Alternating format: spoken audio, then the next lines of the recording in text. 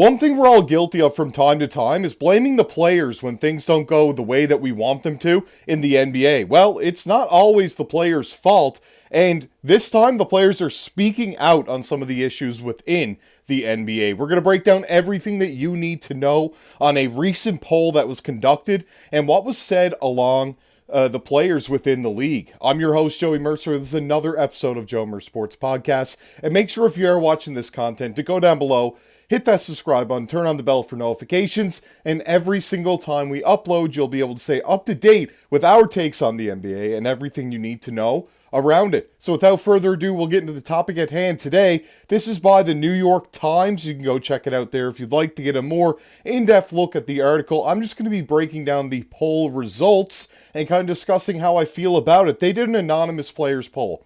They do this every season now. This was conducted by The Athletic.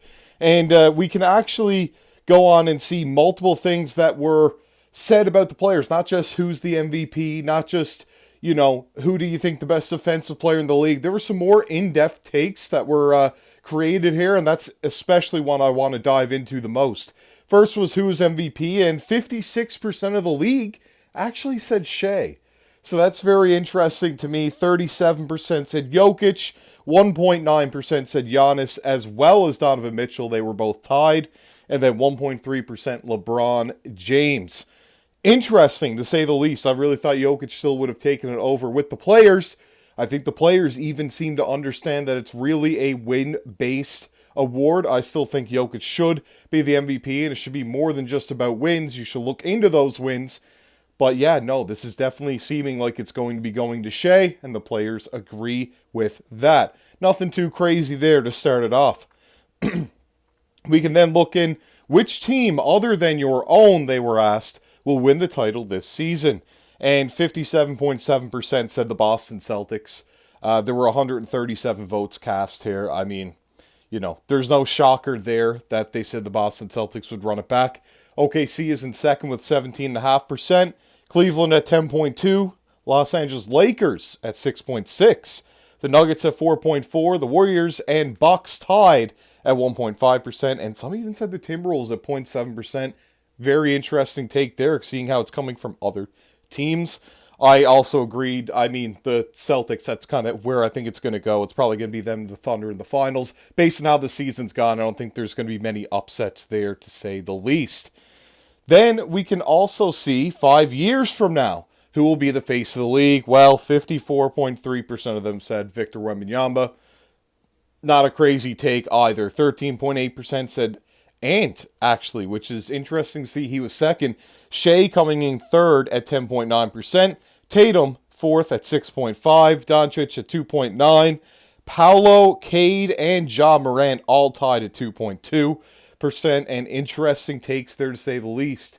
If Ja can stay out of legal trouble, he'll be a good player in 5 years, hopefully. But that's still yet to be seen. But yeah, interesting that Shea's third. Ant's above him right now. It's interesting how the players view Ant in that situation. Definitely would have Shea second over Ant, and just behind Wemby, who is the unanimous number one. If you don't have Wemby as being the best player in the league or the face of the league in 5 years, well, I'm not sure what to tell you. That's really who everybody seems to have at this point. We can then see who's the league's most overrated player. Very interesting list. The voting percentage, it was only 90 votes cast. Not very high for the number one spot, but it was Tyrese Halliburton at 14.4%. I agree with him being overrated, but number one's a little bit of a stretch. Gobert is at 10% at number two. 3 is Trae Young at 8.9%. That's my number one pick right there. His defense is absolutely awful. Go check the metrics on that. Jimmy Butler, 5.5%. Bradley Beal, 4.4%. Tied with Draymond Green, Ja Morant, and Julius Randle at that spot. Then Joel Embiid at 3.3%. Interestingly enough that people say that. And then another interesting one here. All tied for the last spot. Everybody here got 2.2%. Giannis was mentioned. Then Dylan Brooks, Paul George, Tyler Hero, Drew Holiday, Jaren Jackson Jr., LeBron James, Kyle Kuzma, Domantas Sabonis, Zion Williamson, and then no one who reached the NBA is overrated was a selection there at the end. Kind of a cop-out answer for sure. They didn't want to say anything negative about their pairs. But yeah, no, I definitely agree with a lot of this one right here. Interesting to see that Giannis is there. I definitely think he's a little bit overrated where he's unable to stretch the floor, but interesting to see the players think that as well. Let me know what you think of some of these selections. A lot of names were thrown out there for sure. Draymond Green is most definitely not overrated with the way he plays. Bradley Beal is because of his contract. That's easy enough. And then you look at some other players listed there, like Julius Randle. Makes sense. I mean, the bad trade he was involved in with Cat, and then how he's performed over there. Embiid's always injured, so on and so forth, right? Brooks got a huge contract. Maybe you're not so huge on the intangible things that he does on the court. And he is a bit of a big mouth, so I could see the players not liking that. Gobert, people that don't look into the analytics about it, don't understand how important and effective his defense is because he's so bad on the offensive end, shooting outside of about 5 feet. But still very good at finishing around the rim there. Halliburton, funky looking jumper, has some really, really off games. And then Trae Young, I mean, he'd be my number one once again because of how atrocious that defense is. He doesn't even try. He didn't in the game they got eliminated by the Heat, in the play-in for that matter. Next, we had who is the league's most underrated player, and 8.8% said, and this was the number one out of 136 votes cast, being Cade Cunningham. I like it. Cade's great. Derek White at number 2 at 7.4%. Love it. Norman Powell, 4.4%. Love it. Austin Reeves, 3.7%.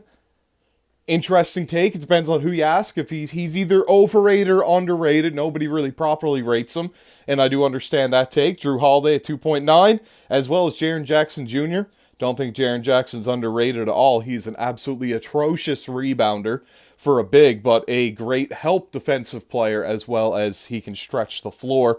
Handle's not that polished either. Not the hugest guy on Jaren Jackson Jr., if you can't tell. Then Lou Dort, Trey Murphy III, Peyton Pritchard, Casey Wallace, Aaron Wiggins, and Jalen Williams. That is little Jalen, not big Jalen. All tied at 2.2%.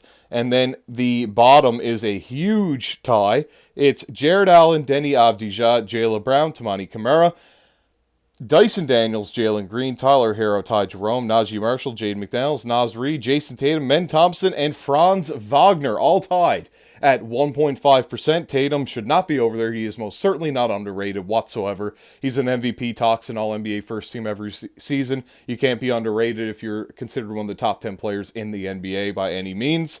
And then Tyler Hero made the overrated and underrated, which is very interesting to see there. And Jaylen Brown most definitely is not an underrated player. Look at the contract that he got and the finals MVP that he actually got last season. So that's a very interesting take once again. Feel like the Celtics players got in on that one for sure. Then we see what is the league's best organization, and 21.9% said the Warriors. We got the Thunder at 2 at 17.5, Celtics at 3 at 15.3, Clippers 8.8, Heat 5.8, Lakers 5.1, Spurs 4.4, Cavs 3.6, Bucks 2.9, Jazz 2.2, Mavs 1.5, tied with the Pacers, Grizzlies, Timberwolves, Magic, and Suns, all at 1.5 there.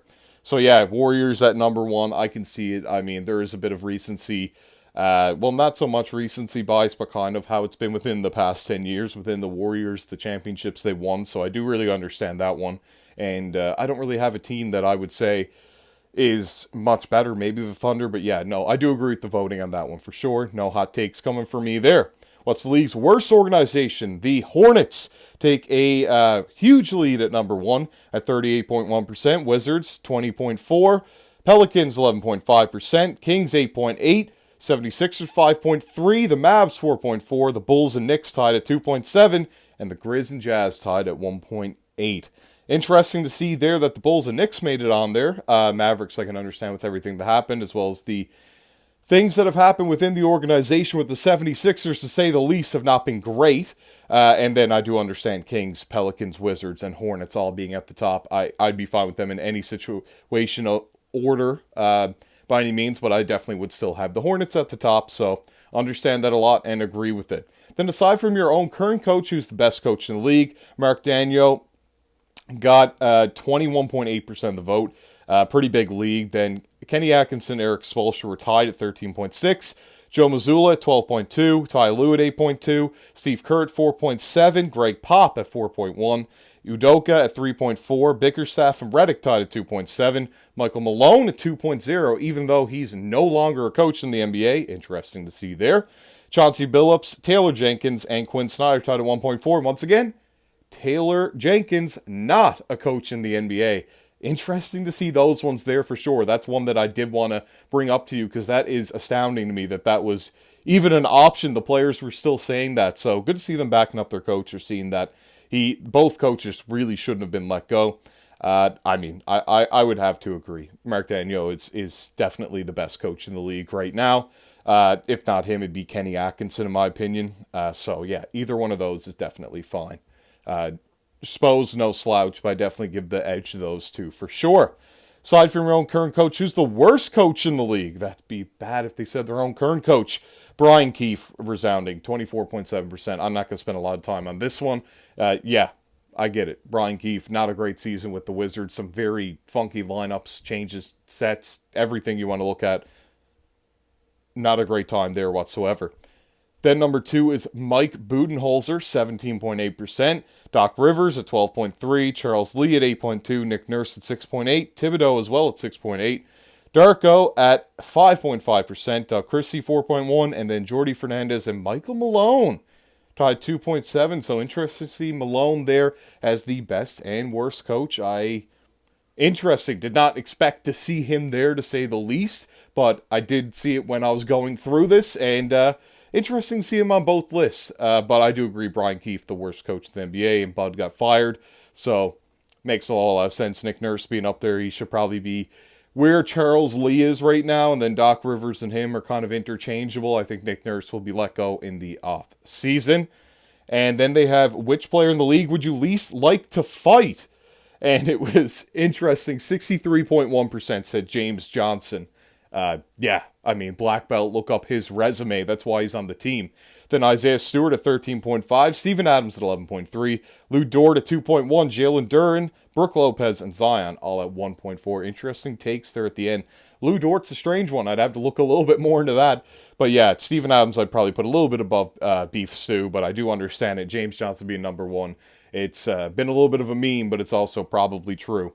Not wanting to fight that guy by all means. In this three-point revolution age, this is the one that's most important to me. Are analytics good or bad for the game, and why? They're saying they're bad for the game. 38.3%. Somewhere in the middle was 33.1%, and good was 28.6%. So most of the league saying that the analytics for the three-point revolution age are bad. They do not like the analytics there.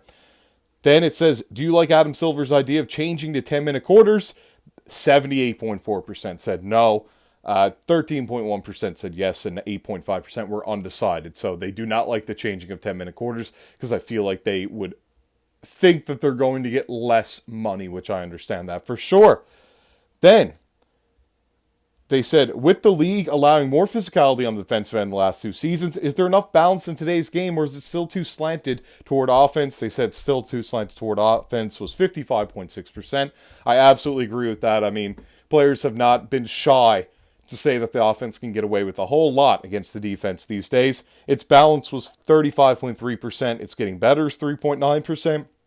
It's inconsistent was 3.3%. Undecided on the topic is 1.3%. And then 0.7% said the regular season is too slanted toward offense, and the playoffs are too slanted towards defense. Interesting take. I do understand playoff physicality where they're speaking on there, but an interesting take to say the least. Are the NBA's gambling partnerships good or bad for the league, and why? 46% said bad. I'm not really going to break this one down too much just by saying 46% said bad. I agree with that one right there, and we'll leave it at that for right now. Would you be in favor of shortening the regular season if it meant your salary would be smaller? 85.6% said no. No shockers there. It just is what it is. 12.4% said yes, which is a little bit interesting. Maybe the max guys saying that.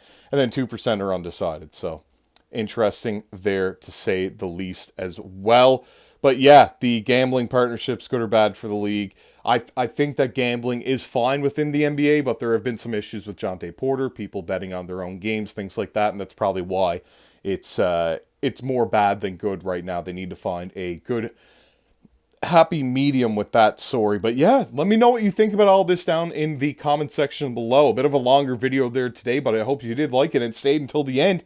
And if you did, make sure to like the video, subscribe to the channel, turn on that bell for notifications, and I will see you all in the next one.